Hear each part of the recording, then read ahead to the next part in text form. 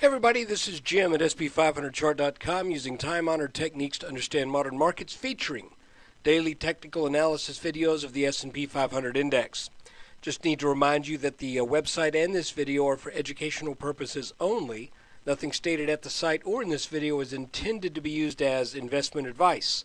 I can draw lines on charts, but you have to draw your own conclusions from your own research and make investment decisions that are suitable for your personal financial situation. And I might add, if you want to factor all this in, that's great. But don't rely upon my opinions or what I do with these charts, because I'm not a licensed financial pro. I'm just a guy who draws lines on charts.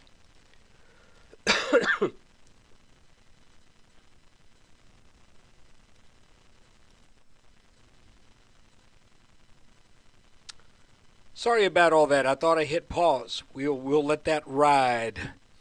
So we're looking at a 30-minute chart of the S&P 500, and just to briefly recap, we had made this huge move. Let's go to 1 hour. Made this big move off of this 1080 low. That when it got way up here, it started to make what looked to be like a head and shoulders or a triangle formation. A lot of people were calling this at the time, I'll remind you. They were saying this is the mother of all bull triangles. We're getting ready to zoom up to 1400 in a flash. You just watch. I was not of that opinion, but I was a bit reserved, because you don't make the call until you get a break of either the top or the bottom line of the pattern. I thought it would break to the downside because we had the neckline of the big head and shoulders pattern looming over us as resistance. There it is. So going back to a 30-minute chart, this pattern did break down, and then it mounted an attack back up.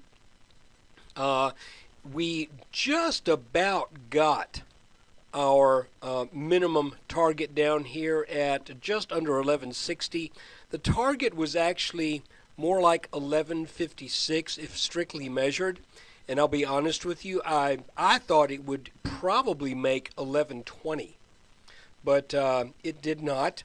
Instead, the chart, thankfully, gave us a clue when we established this channel as the breakout channel from this pattern, and the word was out that when this upper line breaks right here, this downward move is over. Or I think my words at the time, because I never speak in that kind of certainty, that this downward move is likely over. And so what happened is the week of the 28th, we had this big gap up on Monday, then we went sideways for 2 days. And again, this is where one of the failings I had last week. I thought we would come down a little bit lower before that big gap up on the 30th. And that's what this overnight news over in Europe is doing to the markets, folks. You see all of these gaps that we have at the opens. Gap, gap, gap, gap, gap, gap. It's really making trading a bit difficult, because you don't get that breakout and the nice pullback, and that's where I go in, and then you get the move up, then you get the breakdown, and you get the nice pullback, and that's where you go short. We're just not getting that. A lot of that stuff is happening psychologically while you and me in the United States are dreaming. So anyway, in other words, it's happening in the middle of the night. So with that in mind, here we had that channel coming up and out of this downward channel, here bounded in green. And again, this is a 15-minute chart. At the end of the week before last, we had right here, I'm talking about this green channel now. On that Friday, I made mention that this was very odd. I thought that if this line was going to break, it would do so in a more dramatic way. Instead, the market just kind of wandered over that line and it reacted as if it wasn't even there. So I thought that's really odd. But we also knew we had some leftover resistance, well, actually support from that triangle pattern. Let me show you what I'm talking about again. Extending this top line down, once that gets broken, which it did, that tends to give you some support. Likewise, extend this line out and up, this line will tend to give you resistance. So, in other words, it's almost like this triangle that we had that got narrower now is beginning to get wider, and you'd be surprised how often when you get on the other side of this apex, the price tends to stay bound between these two lines. That said, let's go back to the 5-minute chart. So we had this little non-event kind of a break on Friday, and I think I mentioned at the time that didn't look right. So I was suspect that break right there was not really for real. That was just something else going on. And lo and behold, on Monday of this past week, and since this is the weekly review, we'll get into it, get into the week. Another big gap up, and we hit the top of a blue line now where we started to show another channel between these blue lines that was still going up, but at a less aggressive angle. So in other words, it looks like where we were headed up really strong, now it started to kind of taper off in intensity. The market now was going sideways to a little bit up, and as you can see, this green line finally on the 5th, when the market made this little flag up here, once it broke that line, that was a more typical break. We came back down to the blue line and tagged it 1, 2, 3 times almost perfectly, came back up to that red line, which we know should serve as resistance, right? This is the old support line from that triangle. What happened? We came up to that line. Even though it got over it right here, it didn't stay over it for long. We tagged it this time, and then it came down. Then, on the 7th, the blue line broke. And again, these two breaks right here are what the breaking of a support line looks like. This right here isn't. And I can't tell you for sure why this happened. It could be that the market had just kind of switched gears and gone to this line for its support.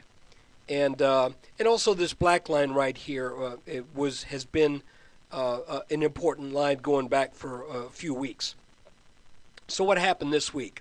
Well, on the 7th we broke down this channel, came back and back tested it, and then just as one would expect, that back test tried to get back over, tried to tag that red line, which again should be resistance, couldn't quite make it, started to sell back down, and that was Thursday. I kind of drew these two orange lines thinking maybe, just maybe, we're going to get in a little channel action here. And this is where I made a mistake. But, you know, the chart even saves mistakes if you follow it, and I'll tell you what I mean in just a second. When I looked at all of this kind of looked like a head and shoulders pattern with two heads, and I was thinking this would be a neckline, and we should get down to the low 1220s. But instead, once that broke, it came down to this red line, which we know should be support, and this longer standing line, if you've played bridge, you know the word, this longer standing line trumped this very small pattern. So, and it's funny because just a few days before that, maybe even on the 6th or the 7th, someone asked me, can you tell me which lines on your chart are more important? And the answer to that question was, and I mentioned it was, generally the ones that have been around the longest, the ones that have the most points of contact, the ones that have been exerting market forces for extended periods of time. should win out over shorter term patterns and shorter term lines. So that's what I would chalk that up to. Again, I thought 1220. Instead, it gets down to the low 1230s. But the good news is this. If you were watching this little orange channel, I said I think when this line right here breaks, this top line of that orange channel, then this down move should be over. And that broke essentially on the open on the 9th, which was Friday. And if we take a look at a 2-minute chart, you can see that Friday was a pretty nice day for a chart reader. We didn't get a deep pullback, but you get this little bump here. And again, it happened almost exactly on that support line, the red line. This line now is resistance. So here's what we look at going into the week, next week. We still look at these two lines to run some interference, okay? Particularly this pink line right here. This is the apex of that triangle pattern, which just has a tendency to cause congestion. That you can see that on Friday, the S&P went up to about that line, then sold back down to my little black line here, came back to this line, got sideways over it for a bit, and then started to head up a little bit higher later in the day. So as we go into Monday, all I can tell you is what I've been telling you before. The markets are still getting kicked around by news. And I want you to remember this analogy if you can. All of these lines that I draw are like fences. Some of them are very short. Like this is a very short fence. This is a very short fence. And I don't mean short in length. I mean short in height. And what that means is that it doesn't take much of a kick to get the ball to cross over these little tiny fences. This is a little bit taller fence. It's going to take a little bit more to kick the ball over that. This is an even longer fence. This purple fence up here is pretty much, it's going to take something really, I think, pretty big for the market to get over this 1275 area. So going into Monday, we were kind of going sideways. It is difficult to tell if this is going to go sideways, down, or up. But I can tell you this, having bounced off this bottom line, my predisposition is that this market's going to try to rally up to the 1270s, to the low 1270s. Now it's going to have to get over this 1266 line here that has been a cap over the market on 1, 2, 3, 4 touches. And I believe that's going to be a hurdle. And as this develops, there could be some other patterns that we can look at. But you know, it is an evolving market.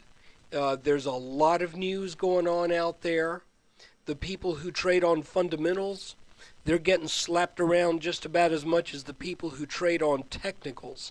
But I will tell you this, if you've been following SP500chart.com, you can know that these channels have been a tremendous benefit to someone who's trading this market. So as we go forward, we're looking for resistance in the 1270s. It is possible that this ends up rolling over, but if we come up to 1270 and then trade back down just a little bit, say back down to the 1250s, and then come back to the 1270s, then we have to consider, and I know I've got a lot of bear friends, but we have to consider that with this horizontal line up here at 1266, we have to be open-minded to the possibility that this could be a continuation pattern of an inverse head and shoulders. We will know that, however, not when we suspect it's going to happen. We know it when it's finished completing and if and when we get that breakout. That's something to keep your eye on. So that's it going forward. we're kind of, with this being roughly resistance and this being roughly support, we end last week just a little bit over the midway point in all of this, and I believe this will probably start to play out, maybe even getting, I hate to say it, possibly even getting a little bit more volatile as these red lines begin to get further and further apart going forward. Once again, I want to thank you for taking time out of your day to watch this video. I hope you get something out of these. We've had a pretty good, well, actually, we've had very good reports from our subscribers on how helpful this has been. And even in this kind of volatility, trend line analysis and pattern analysis is extremely beneficial. So if you would like to get this kind of video after the close on every day, instead of just getting the daily, the weekly update on the weekends after Friday's close, then come on over to sp500chart.com. Check out just how affordable it is. Less than a cheap cup of coffee per day, and you get a 10 to 12 minute on average video analysis of the S&P 500 index. So look, thanks again for watching. Take care.